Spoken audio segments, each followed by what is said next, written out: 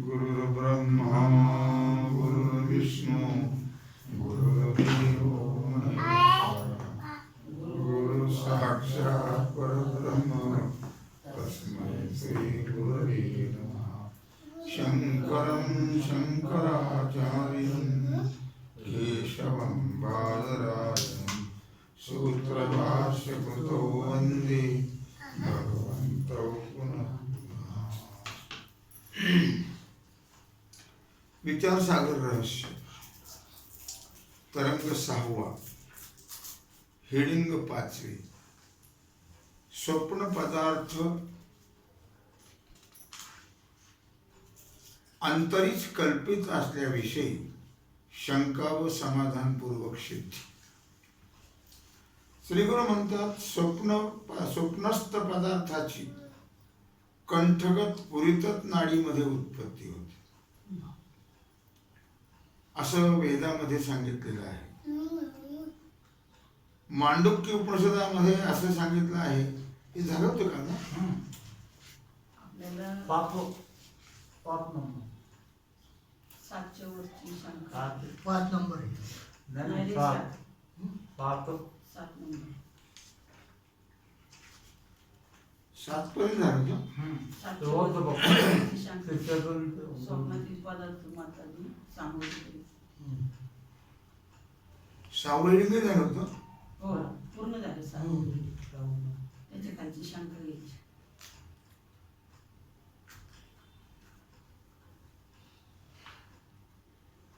शिष्य म्हणतो महाराज स्वप्नातील पदार्थांची मातादी सामग्री प्रतीत होते।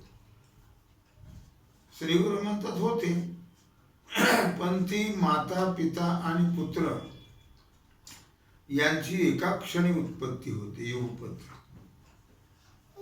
म्हणून ती माता पिता पुत्र शरीराची कारण नाहीत। कारण सगळे एकदमच उत्पन्न होतात, क्रमाने कुठे उत्पन्न होतात? शिष्य म्हणतो मग त्या माता पिता पुत्रांच्या उत्पत्तीला कारण तरी कोण? 7वे हेडिंग स्वप्न पदार्थ उत्पत्तीला दोष सहित अविद्याच कारण आहे। श्रीगुरु म्हणतात निद्रा दोष सहित अविद्या अशी अविद्याच त्या पदार्थात माता पिता पुत्रपणा उत्पन्न करते। अविद्या प्रातिभाषिक पदार्थ उत्पत्तीला दोष सहित अविद्येशिवाय दुसरं कोणतेही कारण नाही। कळलं का? स्वप्न प्रातिभाषिक आहे। दोष सहित अविद्येपासून जे उत्पन्न होते ते शुक्ती रजताप्रमाणे मिथ्या असते। म्हणून स्वप्न पदार्थ सत्य नाहीत, मिथ्या आहेत। स्वप्नस्थ पदार्थांचे उपादान कारण अंतःकरण किंवा साक्षात अविद्याच आहे। लक्षात आलं का? स्वप्न पदार्थाचे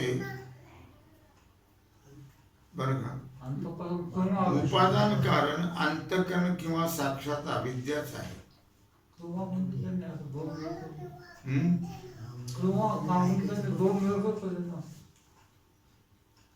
उपादान कारण अविद्या म्हटलं पाहिजे फक्त। बरं ठीक आहे। अंतःकरण उपादान कारण मांडलं बघा तर साक्षी चैतन्य स्वप्नाचं अधिष्ठान आहे। अंतःकरण उपादान मांडलं आणि व अविद्या उपादान कारण मांडली तर ब्रह्म चैतन्य स्वप्नाचं अधिष्ठान आहे। म्हणून तसं म्हटले। कळलं का आता? म्हणजे अंतःकरण उपादान कारण मानले तर उपादान कारण कशाला म्हणतात? मूळ त्याची व्याख्या माहिती आहे तुला? मातीला घट उपादान कारण कशाला म्हणतात? उपादान कारणाची व्याख्या काय आहे? नाही लक्षात? ज्याच्यापासून कार्याची उत्पत्ती होती, ज्याच्यापासून कार्य राहत नाही, ज्याच्यापासून, त्याला उपादान कारण म्हणतात. उदाहरणार्थ घट, मातीचा घट. ज्याच्यापासून कार्याची उत्पत्ती होती आणि ज्याच्या वाचून कार्य राहत नाही, त्याला उपादान कारण म्हणतात. मग अंतःकरण हे उपादान कारण मानलं तर साक्षी चैतन्य स्वप्नाचं अधिष्ठान आहे. अविद्या उपादान कारण मानली तर ब्रह्म चैतन्य स्वप्नाचं अधिष्ठान आहे. म्हणजे स्वप्न हे अंतःकरणाचा किंवा अविद्येचा परिणाम आहे. लक्षात आलं का? काय? स्वप्न हे अंतःकरणाचा किंवा वरती सांगितल्याप्रमाणे अविद्येचा परिणाम आहे आणि साक्षी किंवा ब्रह्मचैतन्याचा विवर्त आहे. आलं लक्षात? साक्षी किंवा ब्रह्मचैतन्याचा विवर्त आहे. विवर्त कळलं? विवर्त कशाला म्हणतात? विवर्त म्हणजे असावं एक आणि भासावं एक. लक्षात ठेवत नाही, लिहून ठेवत नाही. असावं एक आणि भासावं एक. आहे दोरीन भातला सर्प विवर्त आहे. अजातवाद पटत नाही म्हणून विवर्तवाद सांगितलं. हेडिंग 8. जागृत पदार्थास व्यावहारिक सत्यत्व आणि स्वप्न पदार्थाला प्रातिभाषिक सत्यत्व याबद्दल शंका व समाधान. लक्षात घ्या. जागृत पदार्थाला व्यावहारिक सत्यत्व आणि स्वप्न पदार्थाला प्रातिभाषिक सत्यत्व. सत्ता किती आहेत? 3 आहेत. कोणत्या कोणत्या आहेत? व्यावहारिक सत्ता, प्रातिभाषिक सत्ता आणि पारमार्थिक सत्ता. अर्थात मग जागृत पदार्थाला कोणतं सत्ता आहे? व्यावहारिक. आणि स्वप्न पदार्थाला प्रातिभाषिक. याबद्दल शंका व समाधान. शिष्य म्हणतो, महाराज ब्रह्मचैतन्य ज्या पक्षामध्ये अधिष्ठान मानतात त्या पक्षामध्ये ब्रह्मज्ञाना वाचून स्वप्नाची निवृत्ती होणार नाही. लक्षात आलं का? शिष्य म्हणतो, महाराज ब्रह्मचैतन्य ज्या पक्षात अधिष्ठान मानतात त्या पक्षामध्ये ब्रह्मज्ञाना वाचून स्वप्नाची निवृत्ती होणार नाही. कारण अधिष्ठानाच्या ज्ञाना वाचून कल्पिताची निवृत्ती होत नाही. कळलं का नाही? दुसरी शंका अशी, कारण अधिष्ठानाचं ज्ञान झालं तर कल्पित राहत नाही. जोपर्यंत अधिष्ठान कळत नाही तोपर्यंत कल्पित राहते. दुसरी शंका अशी की जसं स्वप्नाचं अधिष्ठान ब्रह्म आणि उपादान कारण अविद्या आहे. काय? स्वप्नाचं कारण कोण आहे? स्वप्नाचं अधिष्ठान ब्रह्म आणि उपादान कारण अविद्या आहे. तसं वेदांत सिद्धांतामध्ये जागृतीतील व्यावहारिक पदार्थाचंही अधिष्ठान ब्रह्म आहे आणि उपादान कारण अविद्या आहे. मग जागृत पदार्थांना लक्षात आलं येते का? मग जागृत पदार्थांना व्यावहारिकत्व आणि स्वप्न पदार्थांना प्रातिभाषिकत्व असा भेद करता येणार नाही. लक्षात आलं का? काय म्हणलं त्यांनी की जसं स्वप्नाचं अधिष्ठान ब्रह्म आणि उपादान कारण अविद्या आहे, तसं वेदांत सिद्धांतामध्ये जागृतीतील व्यावहारिक पदार्थाचा अधिष्ठान ब्रह्मच आहे आणि उपादान कारण अविद्याच आहे. मग जागृत पदार्थांना व्यावहारिकत्व आणि स्वप्न पदार्थांना प्रातिभाषिकत्व असा भेद का? सारखंच असतं. दोन्ही पदार्थांना व्यावहारिकत्व किंवा प्रातिभाषिकत्व यापैकी एकच काहीतरी म्हटलं पाहिजे. दोन कशाला?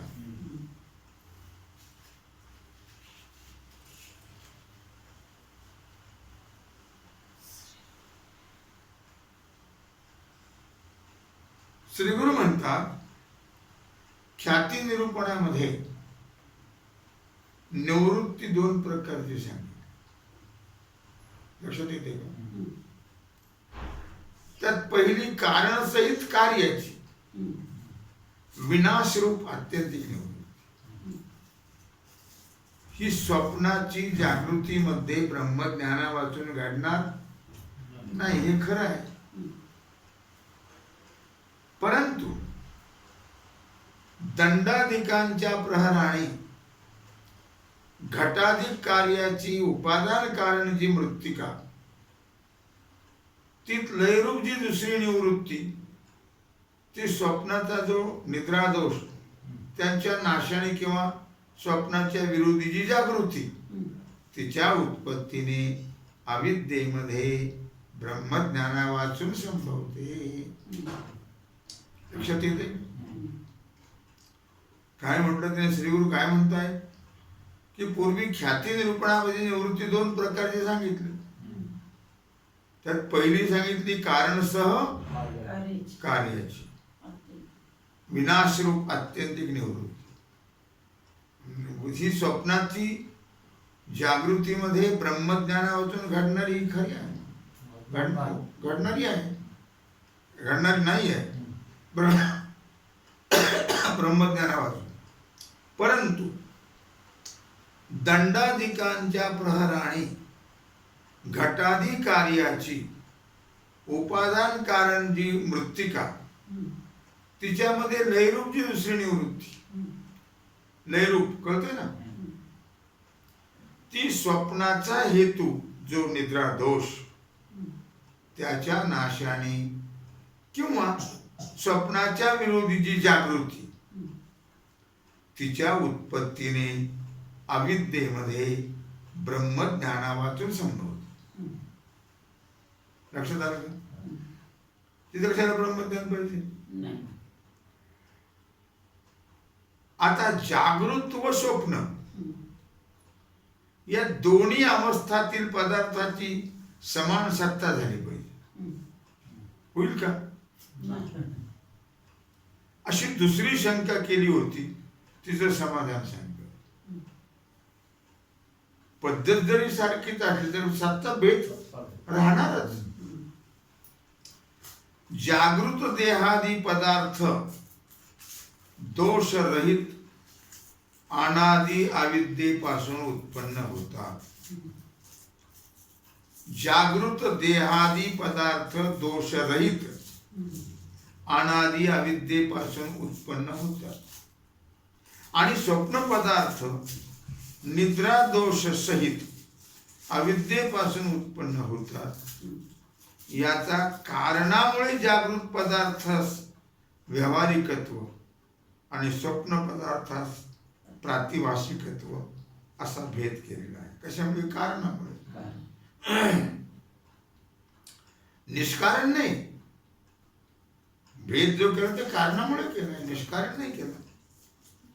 परंतु पारमार्थिक, व्यावहारिक आणि प्रातिभाषिक अशी तीन प्रकारची सत्ता स्थूल दृष्टीने मांडली आहे. लक्षात आलं का?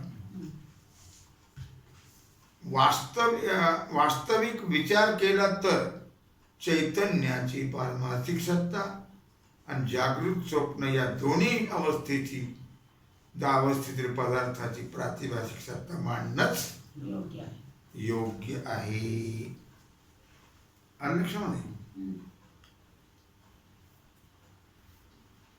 आता लक्षात आलं का? आता इथं महाराजांनी सांगितलं जागृत देहादी पदार्थ दोष रहित अनादि अविद्येपासून उत्पन्न होतो. हा. आणि स्वप्न पदार्थ निद्रा दोष सहित अविद्येपासून उत्पन्न होतो. हा. मग हे इथं आपल्याला तुम्हाला काय वाटलं याच्याबद्दल?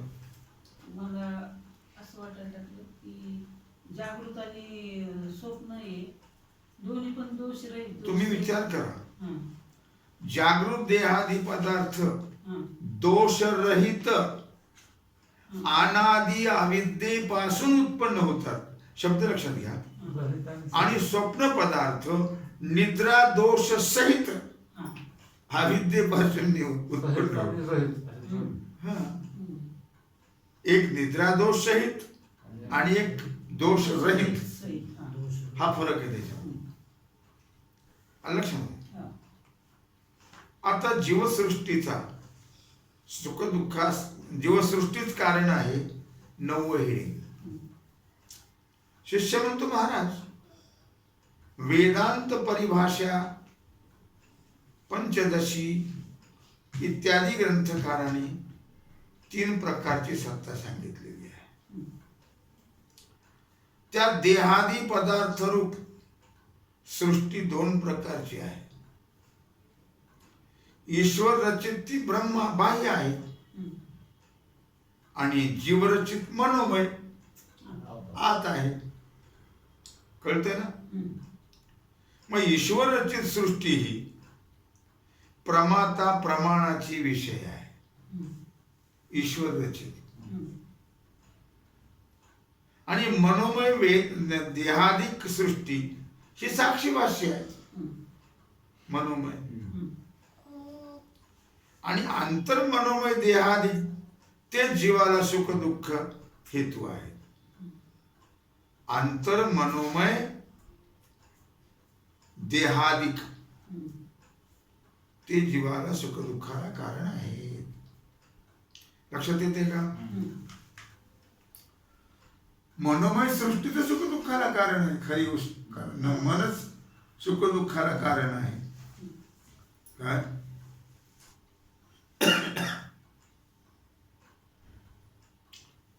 ईश्वर सृष्टी जीवाला सुख दुःखाला हेतू नाही. कळलं का? ईश्वर सृष्टी नाही, मनोमय सृष्टी. आणि तिचा नाश जीवाकडून होणंही शक्य नाही. ईश्वर सृष्टीचा कसा नाश होईल?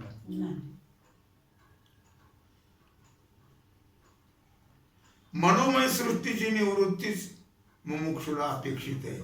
ईश्वर सृष्टी नाही. मनोमय सृष्टी मन विचित्र आहे ना, ते तर नाश होत नाही. हो काय?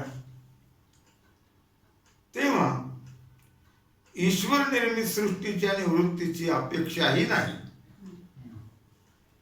कारण तो बाह्य प्रपंच सुख दुःखाला कारण नाही ना.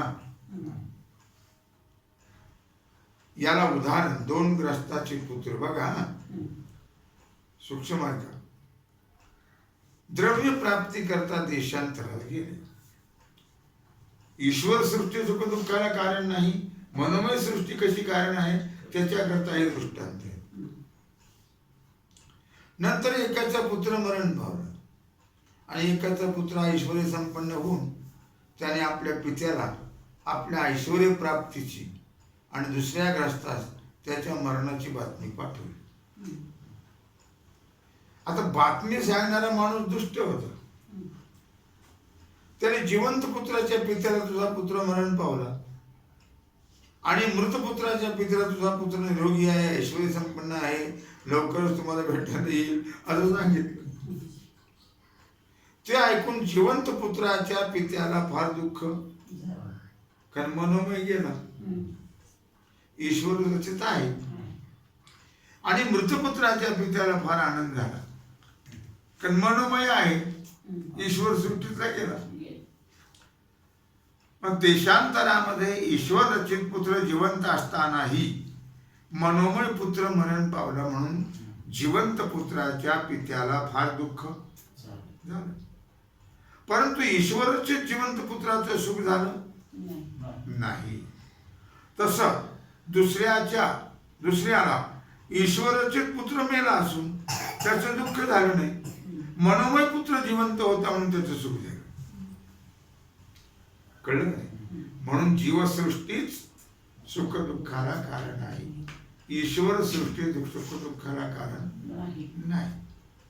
या रीतीने विद्यारण्याने जीवसृष्टी आणि ईश्वर सृष्टी अशी दोन प्रकारचे सांगितलेली आहे पंचदशीमध्ये. त्या जीवसृष्टी प्रातिभाषिक आहे आणि ईश्वर सृष्टी व्यावहारिक आहे. अशीच अनेक ग्रंथकारांनी तीन प्रकारची सत्ता सांगितलेली आहे. चैतन्याची पारमार्थिक सत्ता आणि चैतन्याहून भिन्न सर्व पदार्थाची व्यावहारिक सत्ता. कळलं? चैतन्याची पारमार्थिक सत्ता आणि चैतन्याहून सगळं भिन्न पदार्थाची एक व्यावहारिक सत्ता आणि दुसरी प्रातिभाषिक सत्ता.